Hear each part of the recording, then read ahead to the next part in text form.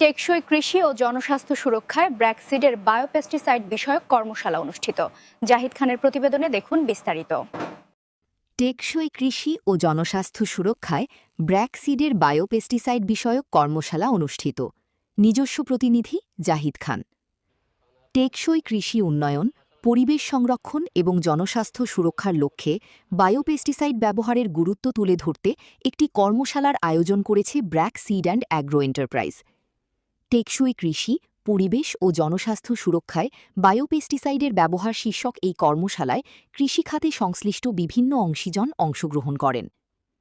কর্মশালায় উপস্থিত ছিলেন Mohammad Anisur Rahman, regional sales manager, region Manikganj, BRAC seed and agro enterprise; Mohammad Rashedul Islam, territory sales officer, Dhamrai, Dhaka; Mohammad Arif Hossain, কৃষি সম্প্রসারণ অফিসার, উপজেলা কৃষি অফিস, ধামরাই; এবং মোহাম্মদ কামাল হোসেন, উপসহকারী কৃষি অফিসার। বক্তারা বলেন, অতিরিক্ত রাসায়নিক কীটনাশকের ব্যবহার কৃষিজমির উর্বরতা কমিয়ে দিচ্ছে এবং মানুষের স্বাস্থ্যের ওপর নেতিবাচক প্রভাব ফেলছে। এই অবস্থায় বায়োপেস্টিসাইড একটি নিরাপদ ও পরিবেশবান্ধব বিকল্প হিসেবে গুরুত্বপূর্ণ ভূমিকা রাখতে পারে। বিশেষজ্ঞরা আরও জানান, বায়োপেস্টিসাইড ব্যবহারের মাধ্যমে ফসলের উৎপাদন বাড়ানো সম্ভব, পাশাপাশি মাটির স্বাস্থ্য ও জীববৈচিত্র্য রক্ষা করা যায়। কৃষকদের এই বিষয়ে সচেতন করে তোলা এবং আধুনিক প্রযুক্তির সঙ্গে পরিচিত করানোই এই কর্মশালার মূল উদ্দেশ্য। অনুষ্ঠানে উপস্থিত কৃষকরা তাদের অভিজ্ঞতা শেয়ার করেন এবং ভবিষ্যতে বায়োপেস্টিসাইড ব্যবহারে আগ্রহ প্রকাশ করেন। আয়োজকরা আশা প্রকাশ করেন, এই ধরনের উদ্যোগ কৃষিতে টেকসই উন্নয়ন নিশ্চিত করতে সহায়ক হবে।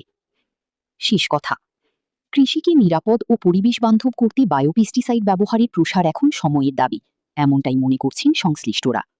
কৃষিকাজ করতেছি এবং এর পূর্বেও যারা কৃষির সাথে জড়িত ছিলাম, আপনারা একটু হলেও পার্থক্য দেখতে পারতেছেন।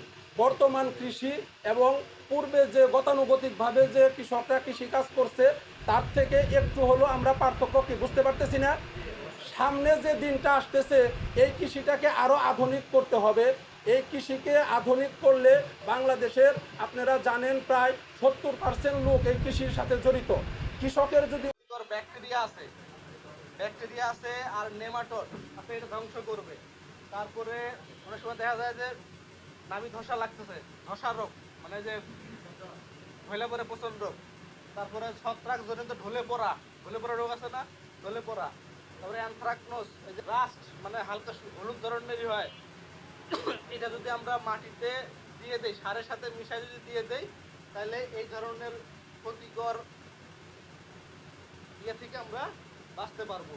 ঠিক আছে, এটা আপনার পানিতেও আপনার স্প্রে করা যায়, আবার সারের সাথে মিশায় মাটিতেও দেওয়া যায়।